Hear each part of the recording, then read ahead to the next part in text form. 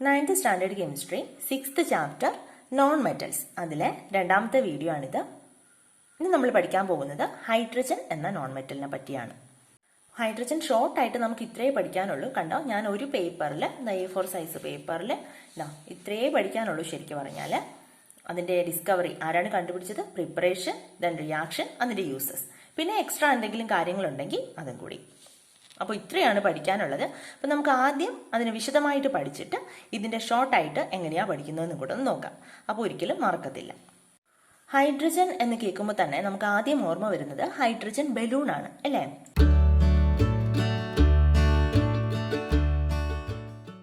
നിങ്ങളിൽ ഭൂരിഭാഗം പേരും ഈ ഹൈഡ്രജൻ ബലൂൺ കണ്ടിട്ടുണ്ട്, അത് വാങ്ങിയിട്ടുണ്ട്. ഇപ്പോൾ പുറത്ത് നിൽക്കുമ്പോൾ കയ്യിൽ നിന്ന് നൂല് പോയാൽ അത് മുകളിലേക്ക് പൊങ്ങി പോകുന്നു കരുതി വീടിനകത്ത് കയറി നൂല് കയ്യിൽ നിന്ന് പോയി റൂഫിൽ പോയി നിന്നത് കണ്ടിട്ടുമുണ്ട് ബലൂണ്, അല്ലേ? എന്തുകൊണ്ടാണ് ആ ബലൂൺ പൊങ്ങിപ്പോയത്?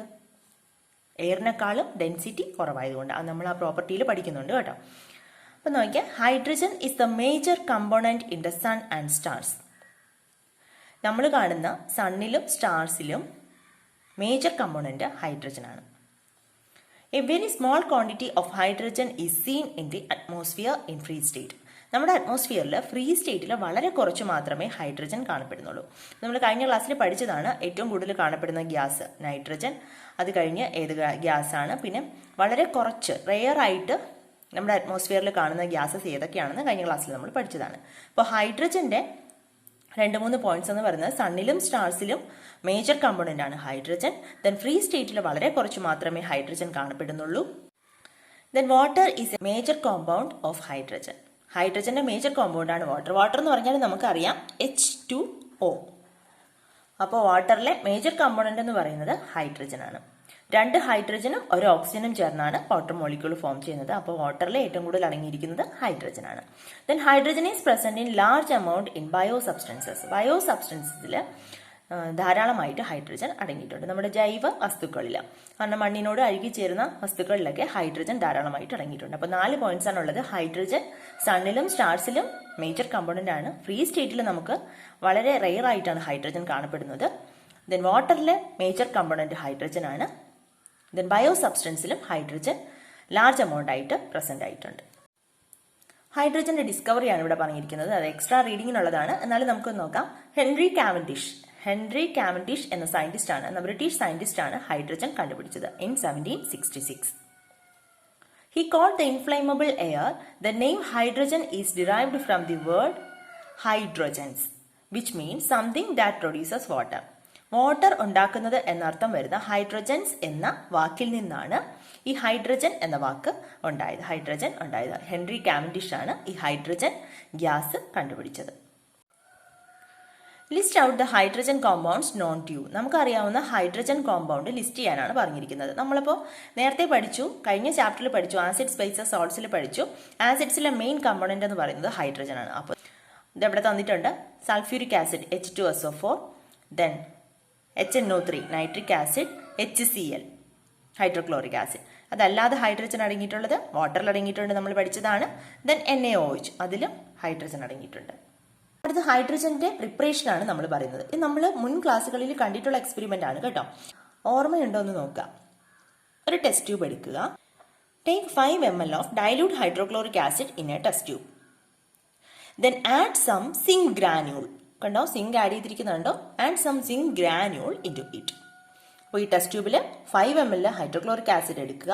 അതിനകത്തേക്ക് സിങ്ക് ഗ്രാന്യൂൾസ് കുറച്ച് ആഡ് ചെയ്യുക. സിങ്ക് ആഡ് ചെയ്തിട്ട് ഒരു ബേണിംഗ് മാച്ച് സ്റ്റിക്ക് ഇതിന്റെ വായ് ഭാഗത്ത് പിടിക്കുക. കത്തുന്ന ഒരു തീപ്പെട്ടിക്കൊള്ളി ഇതിന്റെ വായ് ഭാഗത്ത് പിടിക്കുക. എന്താണ് സംഭവിക്കുന്നത്? It burns with a pop sound. ഇത് ഈ കത്തിക്കൊണ്ടിരിക്കുന്നത് ഒരു പോപ്പ് സൗണ്ടോടെ നന്നായിട്ട് കത്താൻ തുടങ്ങും. അതാണ് സംഭവിക്കുന്നത്. അതിന് കാരണം ഈ ഹൈഡ്രോക്ലോറിക് ആസിഡും സിങ്കും കൂടെ റിയാക്ട് ചെയ്ത് ഇവിടെ ഒരു ഗ്യാസ് ഫോം ചെയ്യുന്നുണ്ട്. ആ ഗ്യാസ് വന്നിട്ടാണ് ഈ ഒബ്സർവേഷൻ നമുക്ക് കിട്ടിയത്. ആ ഗ്യാസ് ആണ് ഹൈഡ്രജൻ. നോക്കി, ഇവിടെ ചോദിച്ചിട്ടുണ്ട് ഒബ്സർവേഷൻ. എന്ത് ഒബ്സർവേഷൻ ആണ് നമുക്ക് കിട്ടുന്നത്? It burns with a pop sound. നമുക്കറിയാം. ദെൻ അതിന്റെ ഇക്വേഷൻ നോക്കിക്കേ. ഇപ്പൊ നടന്ന എക്സ്പെരിമെന്റിന്റെ റിയാക്ഷന്റെ equation. Zinc plus 2HCl. Zn plus 2HCl gives ZnCl2 plus H2. സിങ്കും ഹൈഡ്രോക്ലോറിക് ആസിഡും കൂടെ റിയാക്ട് ചെയ്ത സിങ്ക് ക്ലോറൈഡും ഹൈഡ്രജനുമാണ് നമുക്ക് കിട്ടിയത്. What are the reactants and products in this reaction? നമുക്കറിയാം റിയാക്ടൻസ് എന്ന് പറയുന്നത് റിയാക്ട് ചെയ്യുന്ന കമ്പോണൻസിനെയാണ് നമ്മൾ റിയാക്ടൻസ് എന്ന് പറയുന്നത്. റിയാക്ട് ചെയ്ത് കിട്ടുന്നതിനെയാണ്, നമുക്ക് കിട്ടുന്ന സബ്സ്റ്റൻസിനെയാണ് നമ്മൾ പ്രോഡക്ട്സ് എന്ന് പറയുന്നത്. നമുക്കറിയാം. അപ്പോൾ ഇവിടെ റിയാക്ടൻസ് എന്ന് പറയുന്നത് സിങ്കും ഹൈഡ്രോക്ലോറിക് ആസിഡും, സിങ്ക് ആൻഡ് ഹൈഡ്രോക്ലോറിക് ആസിഡ്. ഇതിന് ഇവിടെ പ്രോഡക്ട്സ് എന്ന് പറയുന്നത് സിങ്ക് ക്ലോറൈഡും ഹൈഡ്രജനും. ഈ റിയാക്ഷനിൽ ശരിക്കും സിങ്ക് ക്ലോറൈഡ് എങ്ങനെയാണ് കിട്ടിയത്? ഈ റിയാക്ടൻസിൽ നിന്ന് തന്നെ നമുക്ക് ഈ പ്രോഡക്റ്റ് കിട്ടിയത് തന്നെയല്ലേ? ഒന്ന് ശ്രദ്ധിച്ചു നോക്കിക്കേ. ഇവിടെ സിങ്കും ഹൈഡ്രോക്ലോറിക് ആസിഡും കൂടെ റിയാക്ട് ചെയ്ത് ഇവിടെ ഒരു ഹൈഡ്രജൻ ബൈ പ്രോഡക്റ്റ് ആയിട്ട് കിട്ടുന്നുണ്ട്. അതായത് ഈ ഹൈഡ്രജൻ അങ്ങ് പോയി, ഹൈഡ്രജൻ റീപ്ലേസ് ചെയ്ത് സിങ്ക് വന്നു അല്ലേ? അപ്പോഴാണ് നമുക്ക് സിങ്ക് ക്ലോറൈഡ് കിട്ടിയത്. ഈ സ്ഥാനത്ത് zinc Cl2 Zn Cl2 plus ഈ ഹൈഡ്രജൻ അല്ലേ? ഇങ്ങനെ റീപ്ലേസ് ചെയ്ത്, ഹൈഡ്രജൻ റീപ്ലേസ് ചെയ്ത്, അതായത് ഈ കോമ്പൗണ്ടിലെ ഒരു ആറ്റത്തിനെ റീപ്ലേസ് ചെയ്ത് വേറൊരു ആറ്റം വന്നു. ഇങ്ങനെയാണ് നമുക്ക് ഈ റിയാക്ഷൻ കിട്ടിയത്. This type of reaction is known as displacement reactions or substitution reaction. ഇങ്ങനെയുള്ള റിയാക്ഷൻ പറയുന്ന പേരാണ് ഡിസ്പ്ലേസ്മെന്റ് റിയാക്ഷൻ അല്ലെങ്കിൽ സബ്സ്റ്റിറ്റ്യൂഷൻ റിയാക്ഷൻ. മലയാളത്തിൽ ആദേശ രാസപ്രവർത്തനം എന്ന് പറയും. An element in a compound is displaced by another element is called displacement reaction or substitution reaction. അപ്പോൾ ഈ റിയാക്ഷനിൽ നമ്മൾ കണ്ടതാണ്, മനസ്സിലായി എന്ന് വിചാരിക്കുന്നു. അപ്പോൾ കുറച്ച് എക്സാമ്പിൾസ് ചെയ്യുമ്പോൾ നമുക്കത് കുറച്ചുകൂടെ ക്ലിയർ ആകും. ഡിസ്പ്ലേസ്മെന്റ് റിയാക്ഷൻസിന് കുറച്ച് എക്സാമ്പിൾസ് ആണ് ഈ കൊടുത്തിരിക്കുന്നത്. Reaction between metals and dilute acids are examples for displacement reaction. അപ്പോൾ മെറ്റൽസും ഡയലൂട്ട് ആസിഡും തമ്മിലുള്ള റിയാക്ഷൻ എന്ന് പറയുന്നത് ഡിസ്പ്ലേസ്മെന്റ് റിയാക്ഷൻ എക്സാമ്പിൾ ആണ്. ഇങ്ങനെ ഒരു എലമെന്റിൽ നിന്ന് ഡിസ്പ്ലേസ് ചെയ്ത് കിട്ടുന്ന പ്രോഡക്റ്റ് ആണ് ഇവിടെ കിട്ടുന്നത്. ഈ ഇക്വേഷൻസിൽ നോക്കാം. ആദ്യത്തെ equation Mg + 2HCl gives MgCl2 + H2. ഇവിടെ നമ്മൾ ആദ്യത്തെ ഇക്വേഷനിൽ കണ്ടതുപോലെ ഹൈഡ്രജന്റെ സ്ഥാനത്ത് എന്ത് റീപ്ലേസ് ചെയ്തു? മഗ്നീഷ്യം റീപ്ലേസ് ചെയ്തു. കണ്ടോ? ഹൈഡ്രജൻ പോയി, H2. ഹൈഡ്രജൻ H2 ആയിട്ട് മാറി. Then MgCl2 + H2. ദെൻ ഇവിടെ നോക്കിയാൽ zinc + H2SO4 gives ZnSO4 + H2. ഇവിടെയും H2 മാറി, H2ന്റെ സ്ഥാനത്ത് Zn വന്നു, ZnSO4 + H2. The next Mg + 2HNO3 gives H മാറ്റി കഴിയുമ്പോൾ Mg ആ സ്ഥാനത്ത് വരും, MgNO3 twice + H2. Some other examples for displacement reactions. വേറെ എക്സാമ്പിൾസ് സിങ്ക് + CuSO4 gives. ഇപ്പൊ ഇവിടെ ഹൈഡ്രജൻ ഒന്നുമില്ല. നമ്മൾ ഇതുവരെ കണ്ടത് ഹൈഡ്രജനെ റീപ്ലേസ് ചെയ്തിരുന്നതായിരുന്നു അല്ലെ? എല്ലാത്തിലും അങ്ങനെയല്ല, ഏതെങ്കിലും ഒരു ആറ്റം മാറി മറ്റൊരു ആറ്റം അവിടെ വന്നാൽ മതി. Zinc + CuSO4 gives zinc SO4, zinc sulphate + copper. കണ്ടോ? ഇവിടെ കോപ്പർ മാറിയിട്ട് ഇത് ഇവിടെ റീപ്ലേസ് ചെയ്യുന്നു. ഇതാണ് ഡിസ്പ്ലേസ്മെന്റ് റിയാക്ഷൻ. ഇവിടെ NaBr + Cl2 gives, ഈ Br പകരം എന്ത് വരും? Cl. NaCl + Br2. CH4 + Cl2 gives CH3Cl2. അതായത് ഈ CH4 എന്ന് പറയുന്നത് ഇങ്ങനെയല്ലേ നിൽക്കുന്നത്? CH H H H. ഇതാണ് CH4 എന്ന് പറയുന്നത്. ഇവിടെ Cl2 വരുമ്പോൾ 2 Cl ഒരു ഹൈഡ്രജനും ക്ലോറിനും കൂടെ ചേർന്ന് HCl അങ്ങ് പോകും. അപ്പോൾ ഇവിടെ എത്ര ഹൈഡ്രജൻ ഉണ്ട്? ഒരു Cl ചേർന്നിട്ട് വേറൊരു Cl ഇവിടെ വന്ന് റീപ്ലേസ് ചെയ്യും. ഇവിടെ CH3 ഉണ്ട്. ഇപ്പോൾ CH3 ഇവിടെ നിന്ന് ഒരു Cl കൂടെ ചേർന്ന്, അപ്പോൾ CH3Cl, ദെൻ ബാക്കി HCl. അങ്ങനെയാണ് ഇവിടെ കിട്ടിയ CH3Cl + HCl. You have seen hydrogen balloons fly up in the air. What can you infer about the density of hydrogen from this? അപ്പോൾ ഞാൻ നേരത്തെ പറഞ്ഞു ഹൈഡ്രജൻ ബലൂൺ ഇങ്ങനെ പൊങ്ങി പോകുന്നത് നമുക്കറിയാം അല്ലെ? എന്തുകൊണ്ടാണ്? the density of hydrogen is less than air. നമുക്കറിയാവുന്ന കാര്യമാണ്. Then some reactions of hydrogen. ഹൈഡ്രജന്റെ 2 reactions ആണ് നമുക്ക് പഠിക്കാനുള്ളത്. ഹൈഡ്രജനും ഓക്സിജനും ചേർന്ന ഒരു റിയാക്ഷനും ഹൈഡ്രജനും ക്ലോറിനും ചേർന്ന ഒരു റിയാക്ഷനും. നോക്കാം. Hydrogen burns in oxygen to form water. നമുക്കറിയാം ഹൈഡ്രജൻ ഓക്സിജനിൽ കത്തി വാട്ടർ ഫോം ചെയ്യും. ഹൈഡ്രജനും ഓക്സിജനും റിയാക്ട് ചെയ്യുമ്പോൾ വാട്ടർ കിട്ടും. This is an exothermic reaction. Exothermic reaction എന്ന് പറഞ്ഞാൽ ഹീറ്റ് പ്രൊഡ്യൂസ് ചെയ്യുന്ന റിയാക്ഷനെയാണ് നമ്മൾ എക്സോതെർമിക് എന്ന് പറയുന്നത്. അതായത് ഈ റിയാക്ഷൻ നടക്കുമ്പോൾ അവിടെ കുറച്ച് ഹീറ്റ് ഉണ്ടാകും, അത്രയേ ഉള്ളൂ. Water is also formed when electric spark are passed through a mixture of hydrogen and oxygen. ഹൈഡ്രജനിലും ഓക്സിജനിലും ഇലക്ട്രിക് സ്പാർക്ക് കടത്തിവിടുമ്പോൾ നമുക്ക് വാട്ടർ കിട്ടും. Which are the substances that take part in chemical reaction here? ഇവിടെ ഏതൊക്കെ സബ്സ്റ്റൻസ് ആണ് chemical റിയാക്ഷനിൽ പങ്കെടുത്തത്? ഹൈഡ്രജനും ഓക്സിജനും അല്ലേ? You can see that the molecules of hydrogen and oxygen combine to form the new substance water. ഇല്ലേ? ഇവിടെ ഹൈഡ്രജനും ഓക്സിജനും ചേർന്ന് ഒരു ന്യൂ സബ്സ്റ്റൻസ് ആണ് നമുക്ക് കിട്ടുന്നത്, water. The reaction in which two or more simple substances, that is elements or compounds, combine to form a compound is called a combination reaction. അപ്പോൾ ഈ റിയാക്ഷന് പറയുന്ന പേരാണ് കോമ്പിനേഷൻ റിയാക്ഷൻ. അതായത് two or more simple substances, simple ആയിട്ടുള്ള 2-3 elements ചേർന്ന് ഒരു new compound ഉണ്ടാകുന്ന റിയാക്ഷന് പറയുന്ന പേരാണ് കോമ്പിനേഷൻ റിയാക്ഷൻ. മലയാളത്തിൽ അതിനെ സംയോജന രാസപ്രവർത്തനങ്ങൾ എന്ന് പറയും. അതായത് ഇത് രണ്ടും കൂടെ ചേർന്ന് യോജിച്ചങ്ങിരിക്കും. കണ്ടോ, ഹൈഡ്രജനും ഓക്സിജനും കൂടെ തന്നെ ചേർന്ന് യോജിച്ചിരിക്കുന്നു. അവിടെ ഡിസ്പ്ലേസ്മെന്റ് നടന്നില്ല, വേറെ ഒരു ആറ്റം വന്നുമില്ല. നേരത്തെ നമ്മൾ പഠിച്ചത് ഡിസ്പ്ലേസ്മെന്റ് റിയാക്ഷൻ ആണ്. അതായത് ഒരു ആറ്റം മാറി വേറൊരു ആറ്റം അവിടെ റീപ്ലേസ് ചെയ്യുന്നു. ഇവിടെ അങ്ങനെയില്ല, 2 അതിലധികമോ എലമെന്റ്സ് ചേർന്ന് ഒരു ന്യൂ കോമ്പൗണ്ട് ഫോം ചെയ്യുന്നു. അതിനെ പറയുന്ന പേരാണ് കോമ്പിനേഷൻ റിയാക്ഷൻ.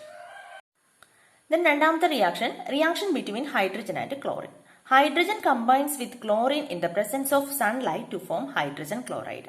അപ്പോൾ ഹൈഡ്രജനും ക്ലോറിനും കൂടെ ചേർന്ന് ഇൻ ദ പ്രസൻസ് ഓഫ് സൺലൈറ്റിന്റെ സാന്നിധ്യത്തിൽ ഹൈഡ്രജനും ക്ലോറിനും കൂടെ ചേർന്ന് ഹൈഡ്രജൻ ക്ലോറൈഡ് ഫോം ചെയ്യുന്നു. അതിന്റെ റിയാക്ഷൻ നോക്കാം.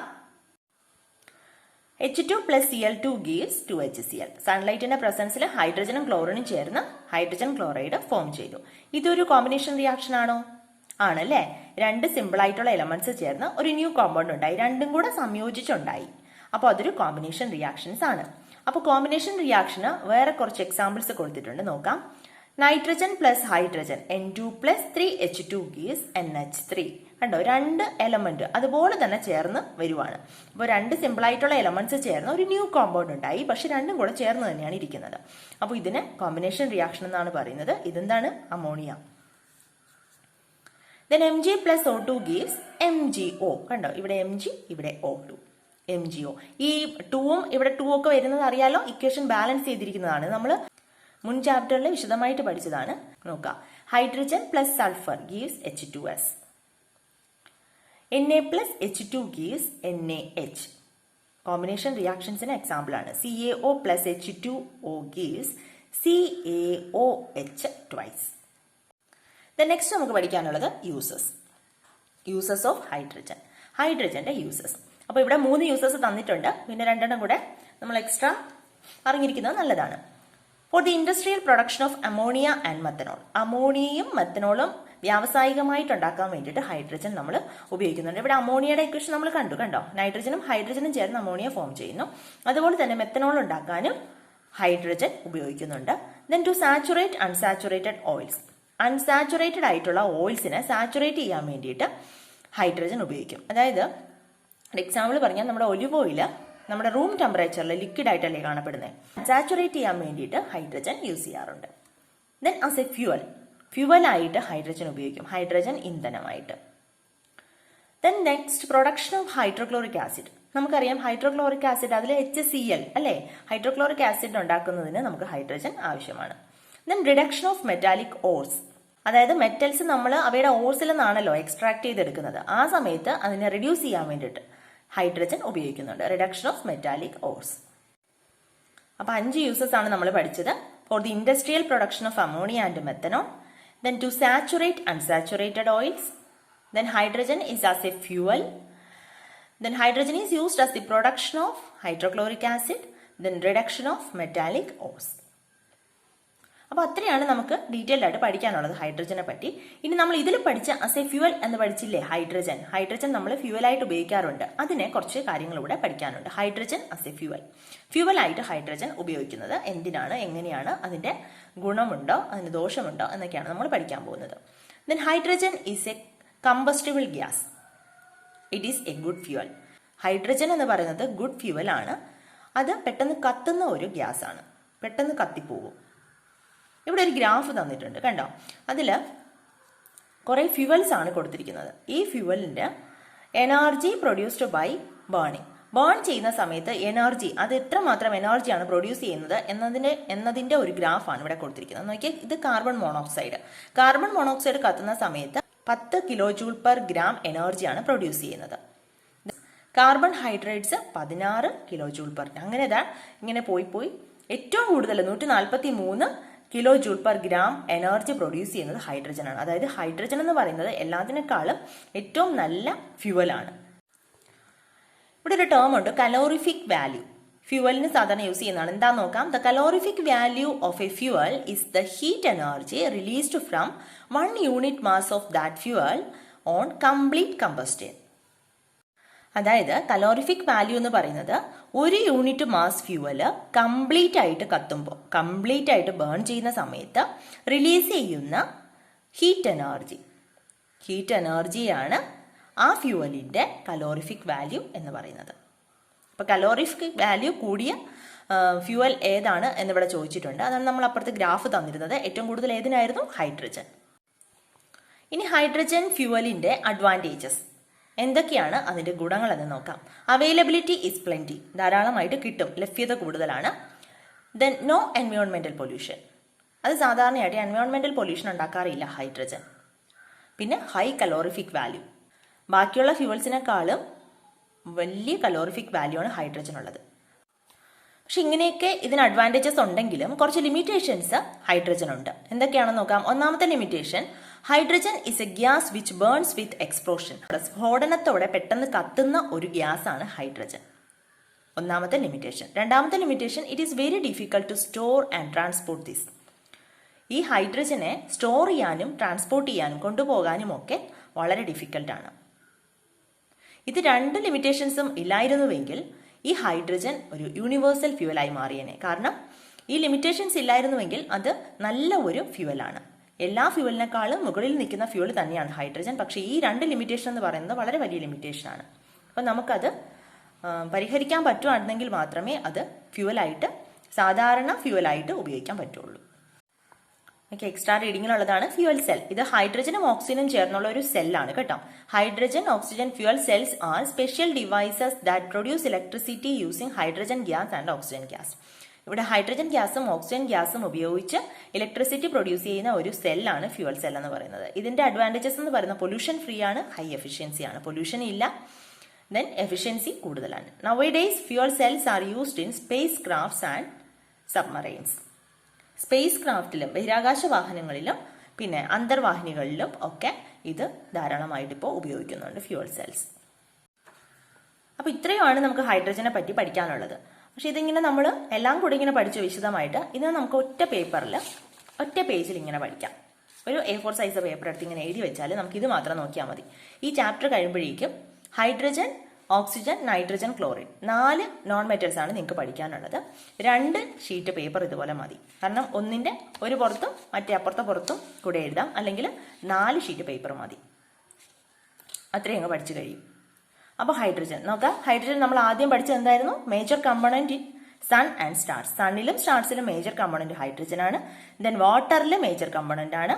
Then large amount in bio substances. Bio സബ്സ്റ്റൻസസിലും അത് വളരെ അളവിൽ അടങ്ങിയിട്ടുണ്ട്. പിന്നെ നമ്മൾ എന്താ പഠിച്ചേ? ഡിസ്കവറി അല്ലേ? ഹൈഡ്രജൻ കണ്ടുപിടിച്ചത് ആരായിരുന്നു? Henry Cavendish.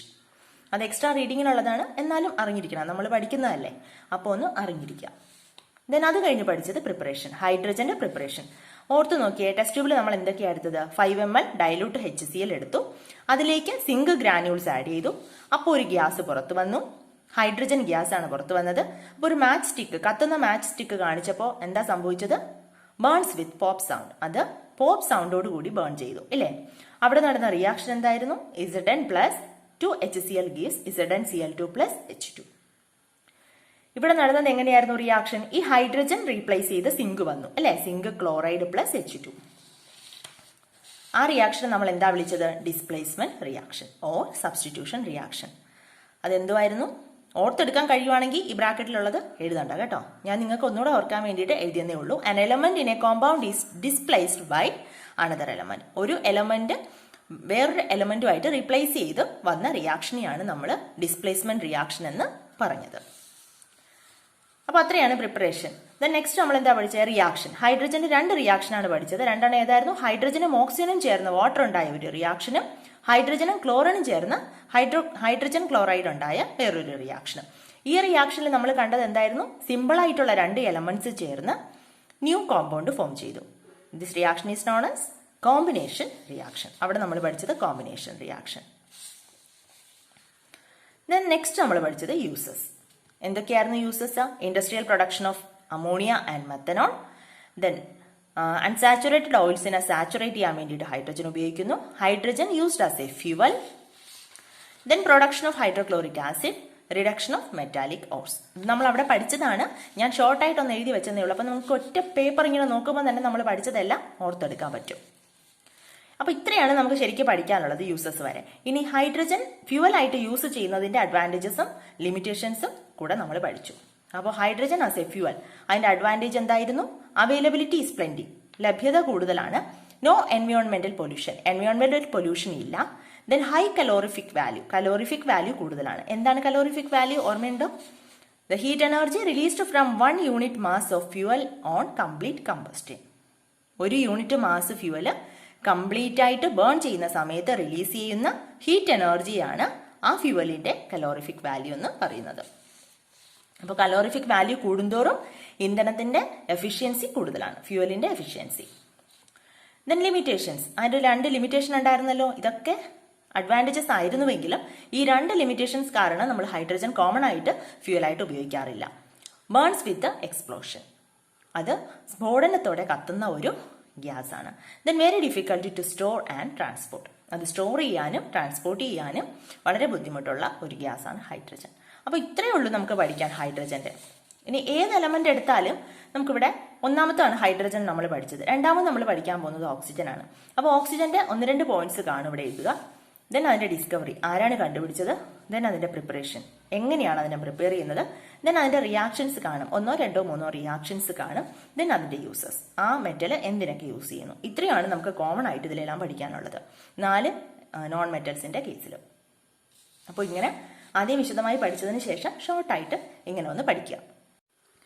അപ്പോൾ ഇത്രയുമാണ് ഹൈഡ്രജനെ പറ്റി പഠിക്കാനുള്ളത്. അപ്പോൾ ക്ലിയർ ആയി മനസ്സിലായി എന്ന് വിചാരിക്കുന്നു. നെക്സ്റ്റ് നമുക്ക് പഠിക്കാനുള്ളത് ഓക്സിജൻ ആണ്. അപ്പോൾ അത് അടുത്ത ക്ലാസ്സിൽ പഠിക്കാം. നെക്സ്റ്റ് ക്ലാസ്സിൽ കാണാം. താങ്ക്